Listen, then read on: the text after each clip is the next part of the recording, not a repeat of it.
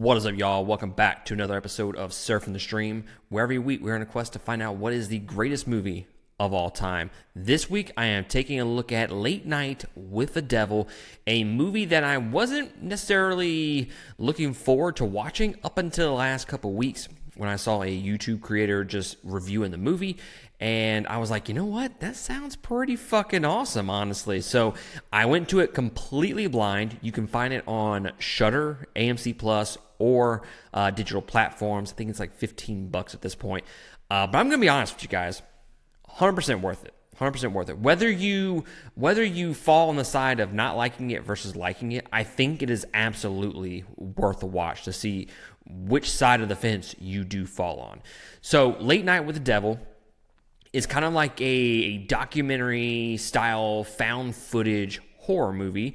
It is a late night talk show host, and he brings on some guests. He is basically failing in the ratings, and he is losing out to Johnny Carson and his late night TV show. And he's doing one last ditch effort to kind of bring the ratings up and be one of the best in the business. It is a movie that, again, go into it completely blind. I believe that this movie is just wildly unique and original in comparison to any movie that I've ever seen before. So it's filmed like it was made in the 70s. It feels like a late night TV show episode. And I think David Dastmalchian does a fantastic job as the TV host for this particular TV show.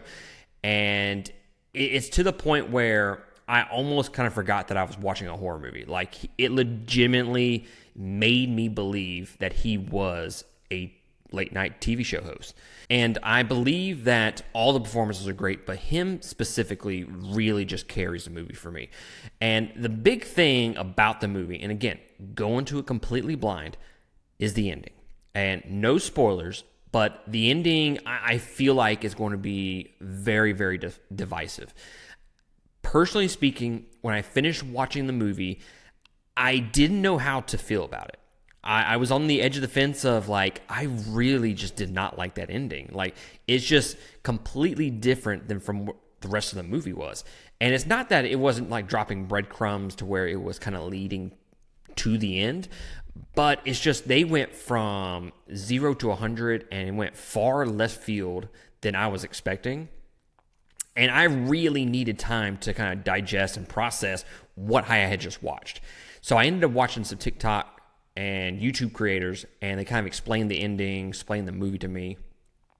And I gotta say, I have not stopped thinking about this movie since I watched it last night. And it has legitimately been on my mind since I watched it. And after watching those videos, I am on the positive side of the fence of the ending, which, again, I feel like is going to be the most divisive aspect of the entire movie. And also, one of the reasons why I would recommend you go check this out is just because of the ending. And to me, the entire movie kind of engrosses you and just brings you in.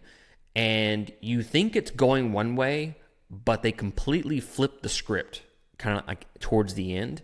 And it just makes you rethink about the entire hour and a half that you just watched, right? Like it completely just kind of fucks with your mind a little bit, and you don't realize who you're actually rooting for versus who you're not rooting for in this movie. No spoilers.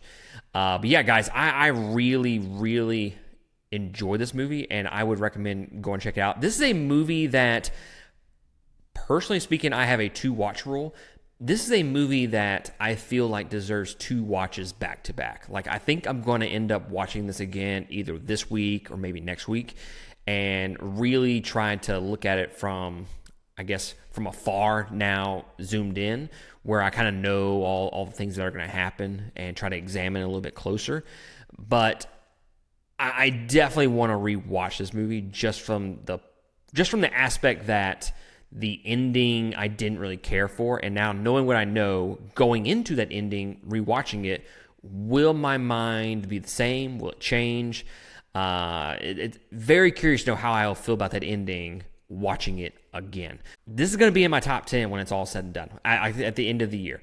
I think this is one of the better horror movies to come out recently, and it's not your typical horror movie. Like, it's not like all dark and jump scares and stuff like that. No, it's the horror elements within the movie. It is a possession style movie, and I love it when creators can swing for the fences and create something, original and unique, and try to give me something from the horror genre that I have not seen, which is, I'm not saying I've seen every horror movie, but it's very hard to kind of make your way in the horror genre because a lot of it has just been done, but the fact that they're able to do something fresh with this found footage documentary style movie is fantastic. Like, I think I was entranced with the movie, just more so with how it looked more than anything.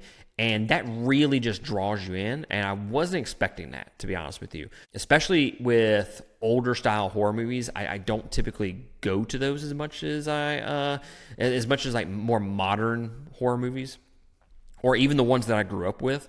So the fact that they were able to do that and then kind of keep me invested in the story with the characters from the moment to moment beat, and you just never know what's going to happen in this movie, especially when you go into it blind. Like, I had no idea what to expect in this movie.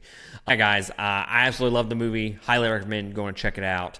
And leave me a comment below. Let me know if you have seen Late Night with the Devil, or if you have seen any other recent horror movies that I need to review. Let me know down below, and I will catch y'all next time on another episode. Laters.